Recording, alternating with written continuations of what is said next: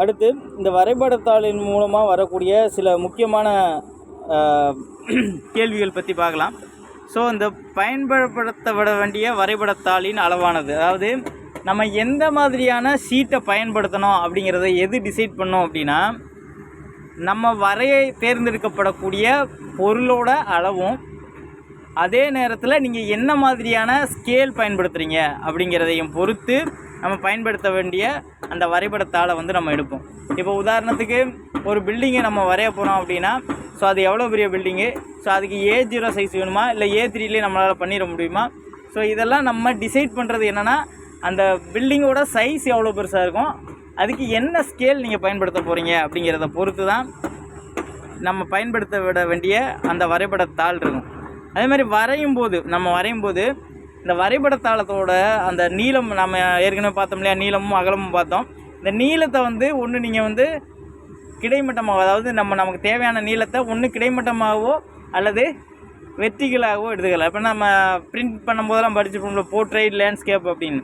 So அதே மாதிரி தான் இங்கேயும் நமக்கு தேவையானதை ஒன்று கிடைமட்டமாகவோ இல்லை வந்து செங்குத்தாகவோ நம்ம வரையக்கூடிய நீளத்தை வந்து நம்ம பயன்படுத்திக்கலாம்.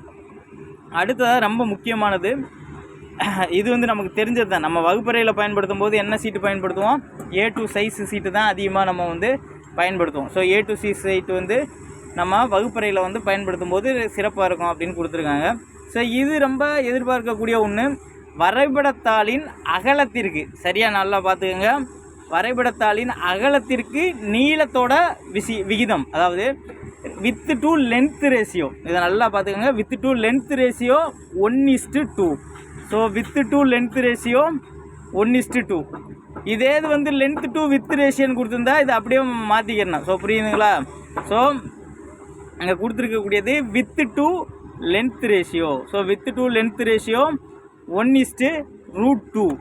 இது ரொம்ப முக்கியமான ஒரு பாயிண்ட்டு. அதுக்கப்புறமா A0 நமக்கு பயன்படுத்தக்கூடிய மிகப்பெரிய பேப்பர் அப்படின்னா A0 தான். அந்த A0 பேப்பரினுடைய பரப்பளவு ஏரியா எவ்வளோ அப்படின்னு பார்த்தீங்கன்னா 1 சதுர மீட்டர். அதாவது ஒரு லென்த்தும் பெர்த்தும் நமக்கு எவ்வளோ இருக்கணும், 1 இருந்துச்சுன்னா 1 மீட்டர் வரும் இல்லையா. ஸோ அதே மாதிரி இங்கே வரக்கூடிய ஒரு A0 சைஸுடைய பேப்பரோட பரப்பளவு என்ன அப்படின்னு பார்த்தீங்கன்னா நமக்கு 1 சதுர மீட்டர். இதெல்லாம் வந்து வரைபடத்தாளை ஒட்டி இருக்கக்கூடிய சில முக்கியமான கேள்விகள். அடுத்ததாக நம்ம பார்க்கக்கூடியது T². ஸோ இந்த T²ங்கிறது வந்து நம்ம பெரும்பாலும் நம்மளோட இன்ஸ்டியூட்லேயே நம்ம வந்து அதிகமாக பயன்படுத்தலை. T²ங்கிறது வேறு ஒன்றும் கிடையாது. நம்ம மினி டிராஃப்டர் யூஸ் பண்ணோம் இல்லையா, ஸோ செங்குத்து கோடு இருக்கும், அதுக்கப்புறமா கிடைமட்ட கோடு இருக்கும். அதே மாதிரி தான் இங்கேயும். பட் இது வந்து ஒரு மரத்தால் செய்யப்பட்ட ஒரு முன்னாடி இருந்த, அதாவது T², அதாவது மினி டிராஃப்டருக்கு முன்னாடி இருந்தது தான் இந்த T² அப்படின்னு சொல்கிறது. இந்த T²ல் வந்து பார்த்திங்கன்னா ஒரு வரையக்கூடிய அந்த பகுதி இருக்கு இல்லையா, அந்த வரையக்கூடிய பகுதி வந்து நீளமாக இருக்கக்கூடியது. இதுக்கு பேர் வந்து நீளமான ஸ்ட்ரிப்பு வந்து பிளேடு அப்படின்னு சொல்லுவாங்க. ஸோ நீளமான ஸ்ட்ரிப்புங்கிறது பிளேடு.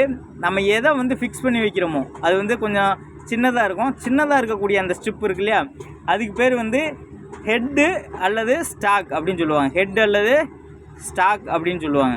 புரியுதா? ஸோ T²ல் 2 பார்ட்டு தான் இருக்குது. ஒன்று வந்து நீளமாக இருக்கக்கூடிய ஸ்ட்ரிப்பு, அதுக்கு பேர் பிளேடு அப்படின்னு சொல்கிறோம். சின்னதாக இருக்கக்கூடிய ஸ்ட்ரிப்பு, அதுக்கு பேர் ஹெட் அப்படின்னு சொல்கிறோம் அல்லது ஸ்டாக் அப்படின்னு சொல்கிறோம்.